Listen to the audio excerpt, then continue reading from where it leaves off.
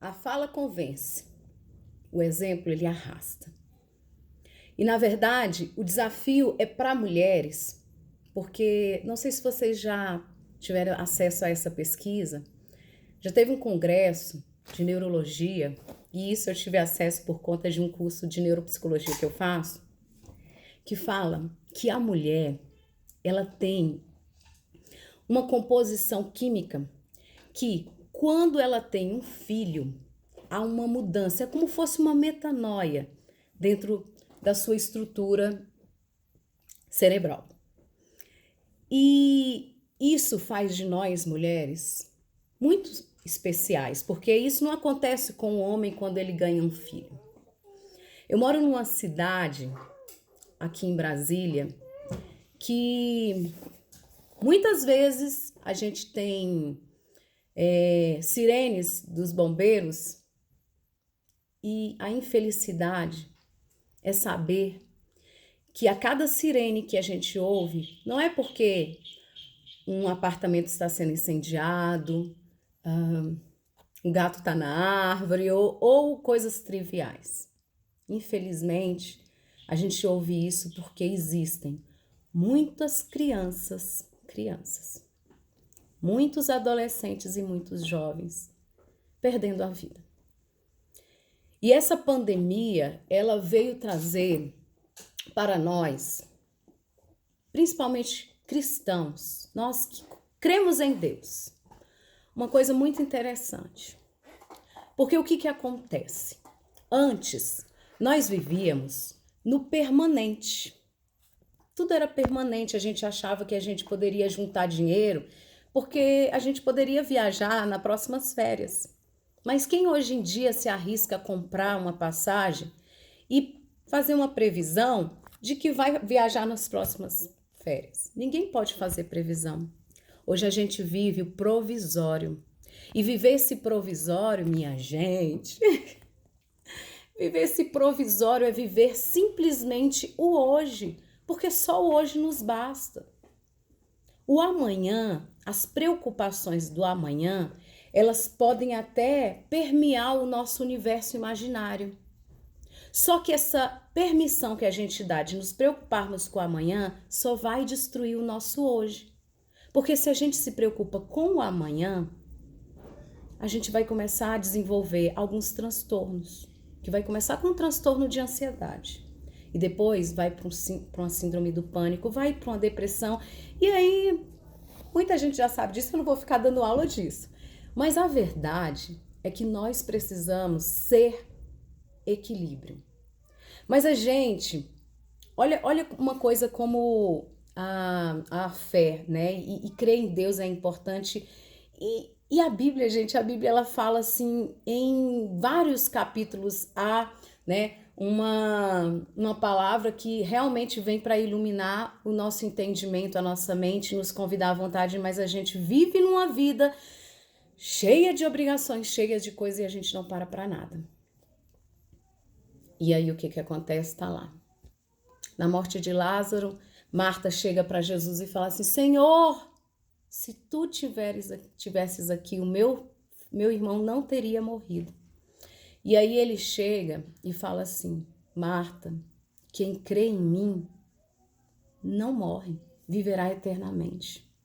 E essa passagem, gente, essa passagem que fala a respeito de quem crê em mim, ainda que morto viverá, ela fala da nossa alma, da nossa dimensão. Nós não somos só corpo, não somos.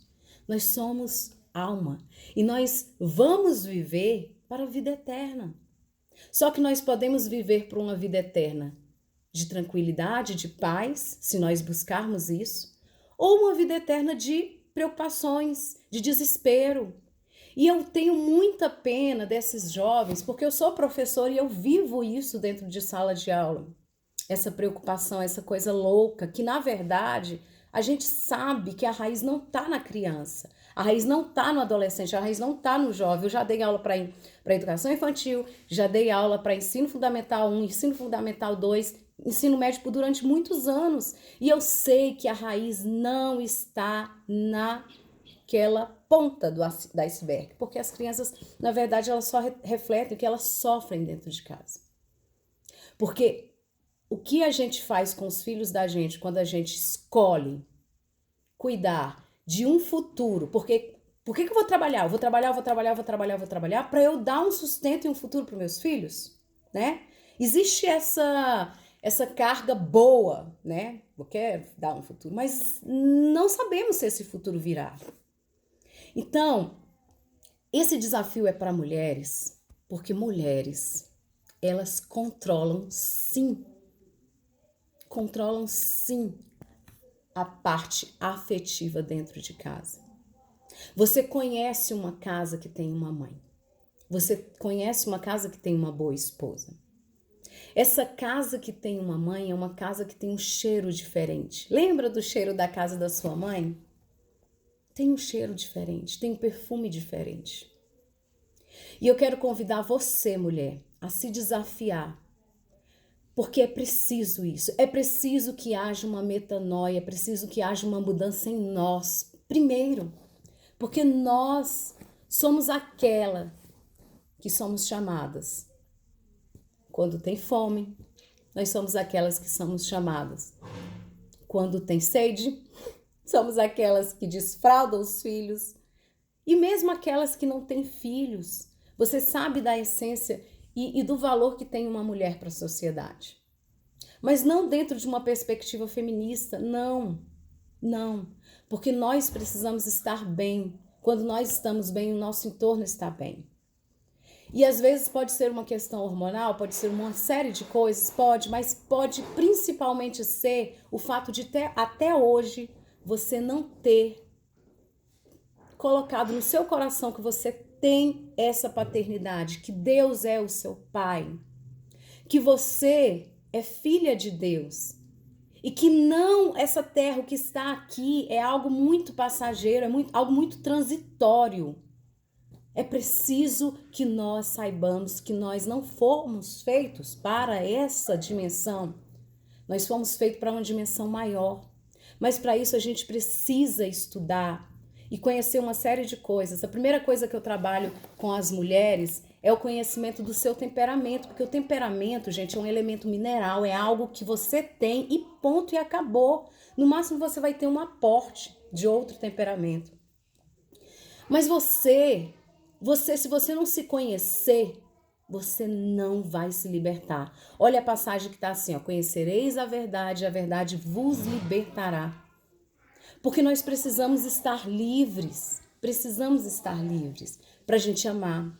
A gente precisa estar livre para uma série de coisas na nossa vida, para a gente, de fato, pegar essa obrigação da maternidade, pegar essa obrigação do ser mulher, do ser esposa e agirmos da melhor forma possível. O melhor louvor a Deus é aquele trabalho bem feito, é aquilo que eu faço bem feito. Mas quando a gente não se conhece, a gente se perde.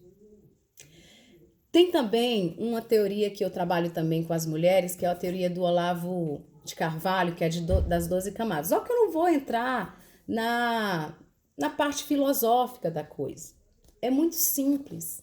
É o entendimento de que muitos de nós, e eu me coloco nisso, a gente se perdeu nas afeições e a gente vive uma vida presa nas afeições. Nós somos, no fundo, uma chaga aberta. E essa chaga aberta, gente, essa chaga aberta faz tanto mal dentro de uma casa, tanto mal dentro de um lar. Então é preciso a gente consertar algumas coisas que ainda estão para serem consertadas.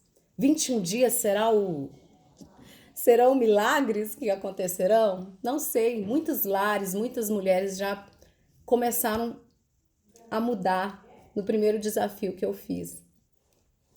Mas agora eu chamo você, porque para a gente mudar é preciso violência. O reino dos céus são dos violentos. Por quê? Porque eu sair da minha zona de conforto é muito difícil. Mas a gente tem muitos de vocês filhos. E os filhos se espelham em nós. Nós vivemos uma grande narrativa. E dentro dessa narrativa, uma grande mímese. Os nossos filhos, eles nos imitam. E mesmo que você ache que não, imita. Não é que eu esteja falando aqui daquela música lá, como os nossos pais, porque aquilo ali é um fatalismo neurótico. No desafio você vai saber o que é o fatalismo neurótico. Mas, quando nós estamos presos nas afeições, estamos nas primeiras camadas, até a quarta camada, a gente está preso nas emoções. E estar preso nas emoções, que acontece com as crianças, que acontece com os adolescentes, é estar preso no mundo das vontades. Se a coisa não for segundo o que eu quero, não presta. Né? E aí começa a birra, começa um monte de coisa. Eu já vi uma história que os pais, quem contou essa história foi a doutora Filó. Ela é pediatra neonatal intensivista. Eu vivi já 3 meses em UTI, gente. Eu sei mais ou menos como é o pesadão e o pancadão de uma UTI. Ela falou que um dia no consultório dela foram os pais e uma menina. E aí os pais falaram assim, doutora Filó, eu quero um encaminhamento para psiquiatria. E aí ela falou assim, por que vocês querem encaminhamento para psiquiatria? Essa menina aí, o que está acontecendo e tal? E eles foram contar. A gente estava numa mesa no restaurante e ela falou que não ia comer. E ela só iria comer quando a gente pegasse uma colher, colocasse na boca e ficasse dando saltinho ao redor da mesa. E aí ela pensou assim, né? Bom, se a gente não conhece o cerne do problema, a gente vai falar, a menina tá ficando doida, né? Tá pedindo isso. Só que o cerne do problema era o seguinte. Ela chegou para esse casal e falou assim, e aí, vocês fizeram? E aí eles começaram a olhar um para o outro, riram e falaram que fizeram. Então, o que acontece com essa família? Talvez o que aconteceu com essa família, que seja engraçado até de primeira mão, acontece com várias famílias. Os pais que são regidos pelos deveres, eles estão sendo mandados pelos filhos que são regidos pelas vontades. Na sua casa acontece isso? Porque se acontece, a doutora Filó falou que os pais que precisavam de psiquiatra. Mas a gente pode mudar esse cenário. A gente pode virar essa chave que deve ser virada. E vai começar por mim, mulher. É a começar em mim. Beijo para vocês e até o desafio.